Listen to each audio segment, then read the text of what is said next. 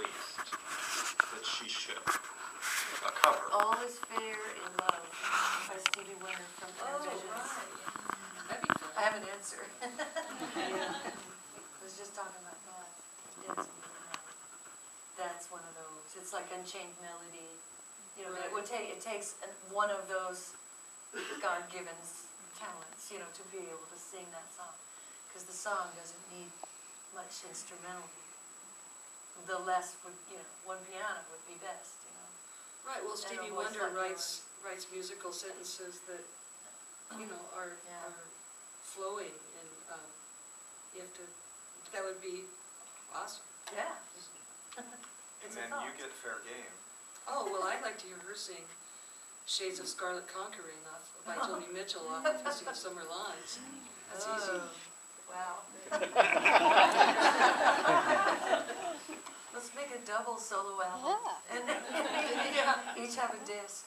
I still think, I'm not your manager, you know, and, for you all the way around, but I still would love to see you guys do the Wilson Sisters album. You're in a setting like this, and you're just playing acoustic songs, Yeah. you know. Yeah. That'd be I cool. love your McCabe's Guitar Shop album because it has that place is such a classic place, but it has Yeah. that kind of vibe.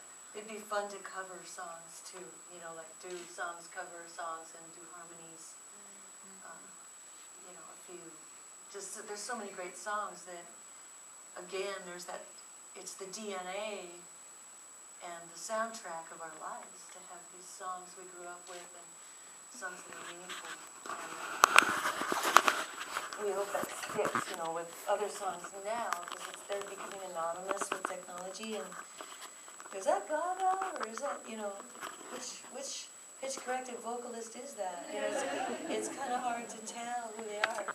I mean, when it was Cher, it was, do you believe in love? That was definitely Cher. You could still tell it was Cher. Yeah, but that was overly, it became like a beautiful, you know, hooky thing when they used the pitch corrector. They turned it to 11, but and so does that guy Adam Young with El City, who I think is an incredible talent, you know, singer-songwriter, and he uses that technology to make a more beautiful sound. And so there, you know, all things are fair in love, but in music, but nothing replaces, you know, sitting around singing a good song. There's just nothing else. Couple questions for you on that point. What song have you heard recently because you listened to it and said, I wish I wrote that? Oh, wow. So many. Poker Face?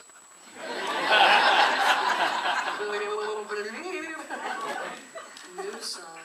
I don't know. There's some There hasn't been a keen lot. music that's really unbelievably melodic and beautiful and heartbreaking, you know, correct. I've got that thing they call Pandora, you know, on your iTouch, and you can kind of build your own favorite romantic rock radio station kind of thing. So I've discovered a few things like Keen through there, and some really beautiful singer-songwriters that are out there, but you have to go looking for them. You have to go find them. It is a struggle for me, just to find stuff that we were talking about Bobby Womack backstage before. And, you know, you listen to a singer like him who's on the new Gorilla thing, but then I go back to Across 110th Street and some of the great 70s soul music that I grew up on. And I just go, geez, is this the greatest stuff that, you know, do I want something from 2010 when I can go to that? You know, or when I can go to your guys', you know, the first couple records, which, you know, I wore out because I played so often on the turntable. Well, you know, a lot of things that are coming out now are so imaged for certain niches, you know, for these 6 to 13-year-old age group, or the 13 to 15-year-old. And so you have to wade through and find the niche for your age group. Now, where is that, you know? Where do you find that? my age group, XM Sirius? there's no demographic for it anymore. Yeah, I know. Middle-aged That's what I'm rock saying, critic, they don't apply. How can you really care about some lyrics that are written for someone who's 15? Right.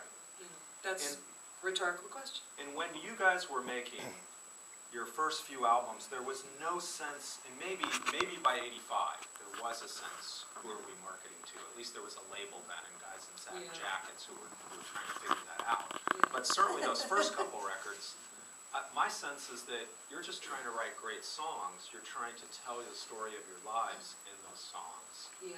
But you wanted people to hear it, but who was going to buy it? What gender, what age, what country they were in? It was You the guys corporate, broke in it Montreal. was so Right. corporatized when MTV came along, and even before then.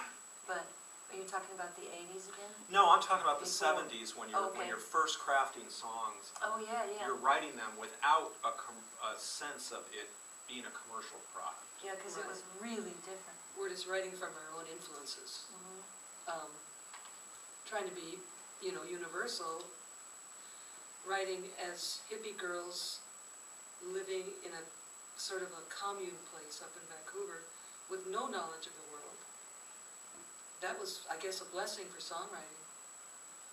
We also thought we definitely could change the world, Yeah.